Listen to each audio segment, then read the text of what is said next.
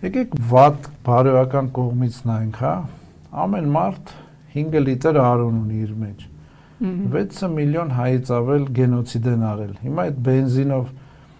այդ հայ արյունը հետ են բերելու։ Քանի լիտր է ձեր բենզին պետք է սրանց տան, որ սրանք էլ այդ 5 լիտր արյունները մոռանան, էլի։ Այդ արյան դեմ են մեզ տալիս։ 6 միլիոն, իրանք միլիոն ու կես են ասում,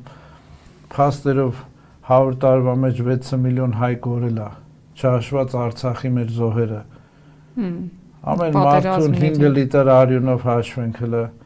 ինչքան բենզին են սրանց տալու, որ սրանք ուրանան։ Շատ ցավալի բարոյական կորուստ ենք ունենում։ Այո։ Իրենք ասում են, օրինակ ես կարդացել եմ, որ ինչ եք կպել այդ բենզինի, բա 30 տարի որ թուրքական ապրանքներից եք օգտվում, այդ դրանով ինչ չեք համալրում թուրքական բյուջեն, որով հետո զենքեր էին գնվում ու օգտագործվեցին օրինակ 44 օրյա եւ Արցախյան մյուս պատերազմներում ձեր դեմ։ Հիմա ինչ տարբերություն ասում է բենզինը, թե այդ թուրքական ապրանքները, ինչ տարբերություն։ Տարբերությունը այն է, որ բենզինը բերում են, էլի եմ ասում, սա ադրբեջանական չի, սա PR է, կարող է վաղնել կանգնեն ասեն Ալիևին դիմենք, որ Նոբելյան մրցանակ տան, որպեսզի ռեգիոնում խաղաղություն բերող։ Նրանք Ալիևի PR-ն են անում։ Հասկացեք։ Որտեվ միակողմանի են, չէ՞, այդ քայլերը, տեսեք,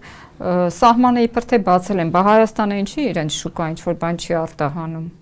Սահմանը չի բացված, էլի գալիս է այն նույն վրացական ճանապարհով, այո, մենք չենք կարող անել, բացի դրանից, այս զիջողականությունը, որ գնում է միակողման։ Ես վերջին անգամ ստուգեցի Ադրբեջանի այդ